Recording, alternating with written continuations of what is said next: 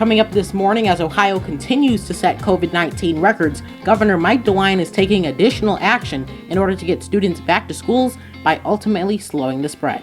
Plus, how you can prevent porch pirates from getting a hold of your family's gifts this holiday season. Goes right from the package deliverer's hands to yours. No chance of theft there. And alternatives to getting packages delivered to your home. And a follow-up to last week's story of how the Toledo Police Department and a group of volunteers are giving back to families this holiday season.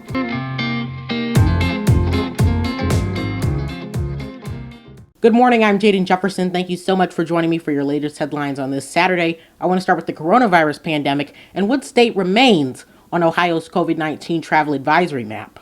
If someone must travel, the Ohio Department of Health is recommending 14 days of self-quarantine after leaving those locations. This advisory is intended for both leisure and business travel and should be heeded by both Ohioans and out-of-state travelers. As you can tell, Ohio is one of those states on the map with a positivity rate of 16%.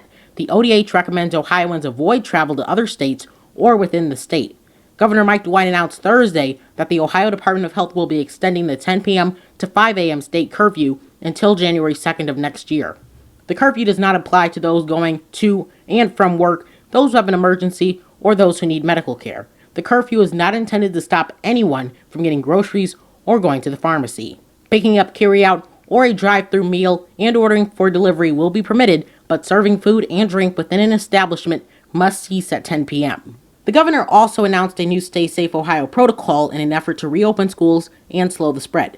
The new protocol is practically the same protocol the governor has been pushing the last few months, which includes wearing masks when around people you don't live with and physically distancing. The Ohio Department of Health will issue a variance to the curfew for specific sporting events in Ohio. The start times of these games are dictated by national television contracts, and as a result, the games would not be finished until after the 10 p.m. curfew. More information will be made available at coronavirus.ohio.gov in the coming days. You can get tested for COVID-19 today from 10 a.m. to 2 p.m. Ohio Attorney General Dave Yost has joined with the Do the Right Thing challenge to encourage young people in their own words to discuss instances of violence they experienced and share their ideas of how to reduce violence in their community. This first ever partnership in Ohio will feature middle school students from Springfield City School District and Clark County who will write about the effects of violence, including bullying, on their lives. The Do the Right Thing challenge asks students to express in stories, poems, and/or songs and in other written forms the violence they've experienced. To learn more, visit the website below. Sunday, Toledo police officers and volunteers will be shopping for Christmas gifts to be given to children at a later date. No children or families will be present while the officers and volunteers are shopping out of an abundance of caution due to COVID-19. The shopping will take place on Sunday, December 13th at 3 p.m. at the Meyer on 1500 East Alexis Road. If you'd like to get involved in Sunday's event, visit Feet on the Street's Facebook page. Package theft occurs year-long, but becomes even more common during the holiday season, especially in the midst of a pandemic when many people will avoid going to brick-and-mortar stores out of caution due to COVID-19. Eric Weiss with the Oregon Police Department has tips to avoid you being left victim to a porch pirate. There's multiple things you can do. The first thing is going to be scheduled deliveries when you know you're going to be home. That just makes things easier.